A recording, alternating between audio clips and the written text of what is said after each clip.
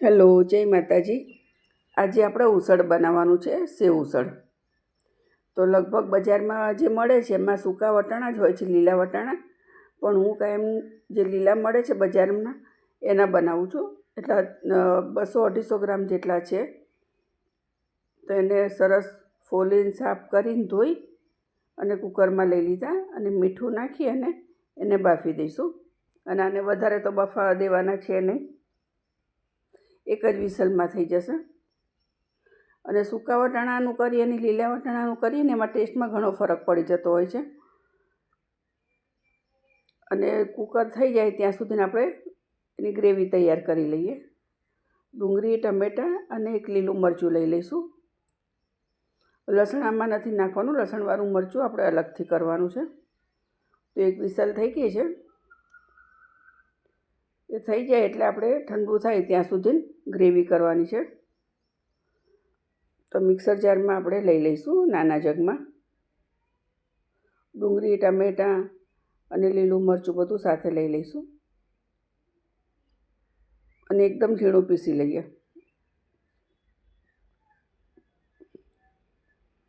સરસ પીસાઈ ગયું છે. તો વઘાર પણ કરી લઈએ. કુકર ઠંડુ થાય ત્યાં સુધી ગેસ ચાલુ કરી દઈશું. અને તેલ વધારે જ મૂકવાનું, અને જો ઓછું તેલ પડે તો આપણે પાછળથી તરી કરવી પડતી હોય છે. એટલે તેલ પહેલાંથી જ આપણે વધારે મૂકવાનું. પાછળથી આપણે જો તડકો મારવો હોય તો પણ મારી શકીએ, પાણીની તરી કરીને લસણવાળા મરચાંની. તો રહી જીરું નાખી દઈએ અને લીમડાના પાન નાખી અને ગ્રેવી નાખી દઈશું. ડુંગળી, ટમેટાં અને લીલું મરચું. આદું પણ નખાય, પણ અત્યારે ગરમીના હિસાબે હું નથી નાખ્યું મેં. અને ગરમીમાં આદું આમ તો પણ ઓછું જ વાપરું છું દરેક વસ્તુમાં. હવે આ જે છે એને આપણે પકાવવા દેવાનું છે. અને બાદિયા પાવડર, એનાથી સુગંધી બહુ સરસ આવતી હોય છે, એટલે બાદિયા પાવડર ખાસ નાખવાનું. અને તમાલપત્ર એક નાખવાનું છે, એના 2 પીસ કરીને નાખી દઈએ. અને ધીમા તાપે આપણે એને શેકાવા દેવાનું છે. લસણવાળું મરચું નાખી દઈએ, ખાંડેલું. થોડું તીખું હશે તો સરસ લાગશે, એટલે વધારે જ નાખવાનું. અને જરૂર પડે તો લસણવાળું મરચું આપણે બનાવેલું તૈયાર રાખીએ જ છીએ, એ પણ નાખી શકાય. હવે આમાં આપણે જે રેગ્યુલર મસાલા હોય છે એ નાખી દેવાના. બાફામાં મીઠું નાખ્યું હતું એટલે એ પ્રમાણે નાખવાનું. અને મરચું, હળદર, ધાણા જીરું, મીઠું બધું નાખી દેવાનું. મિક્સ કરી લઈશું અને એને પકાવવા દઈશું એકદમ ધીમા તાપે. જ્યાં સુધી તેલ છૂટું ન પડે ત્યાં સુધીને આપણે એને પકાવવાનું છે ને. ગેસ થોડો ધીમો જ રાખવાનો છે, એટલે ધીમા તાપે સરસ થશે. ફાસ્ટ ગેસ હોય ને તો બળી જાય, કેમ કે સ્ટીલનું તાસડું છે, ભલે જાડું છે પણ તો પણ નીચે બેસી જાય છે. અને થોડી વાર આપણે એને હલાવતા રહેવું પડશે. જુઓ, થોડું તેલ છૂટું પડવા લાગ્યું છે, તમે જોઈ શકો છો.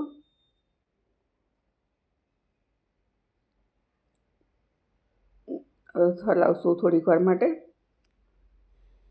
તાસડામાં નીચે બેસે નહીં એની માટે આપણે થોડી વાર હલાવતા રહેવું પડે.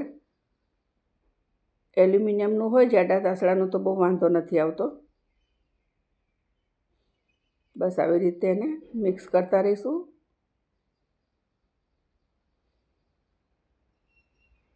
એકદમ સરસ પાકી ગઈ છે.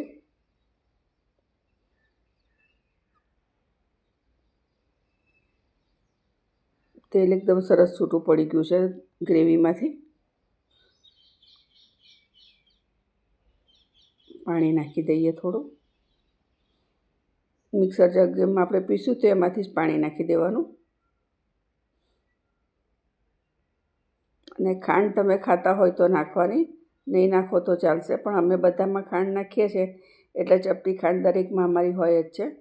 અને હવે નાખી દેવાના વટાણા બાફેલા. અને આને ખૂબ ઉકાળવાનું છે. રસો તમે તમારી રીતે જાડો પાતળો હોય એ રીતે રાખી લેવાનો, જેવો ગમતો હોય એવો. કેમ કે ચણાનું લોટ અમથું બી પાણી પીવી એટલે રસો વધારે જ રાખવો પડે. જ્યારે આપણે જમતા હોય ને જ્યારે રસો નાખીએ છીએ ને ત્યારે તરત ચૂસાઈ જાય, એટલે થોડો વધારે પાતળો રાખવાનો રસો. મેં ખાંડ નાખી છે થોડી, તમે જમતા હોય તો નાખવાની. હવે આપણે આને બીજા વાસણમાં લઈ લઈશું મિક્સ કરીને. એને ઉકાળવાનું છે એટલે થોડું મોટું વાસણ જોઈશે તો તપેલીમાં લઈ લઈએ.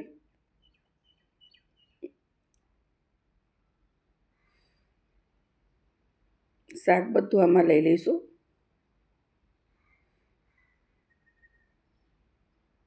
તરી કરવાની જરૂર નહીં પડે, સરસ થઈ ગયું છે. મારો વિડીયો સારો લાગ્યો હોય તો લાઈક, શેર અને કમેન્ટ કરજો, અને પહેલી વાર જોતા હોય તો સબસ્ક્રાઈબ કરજો.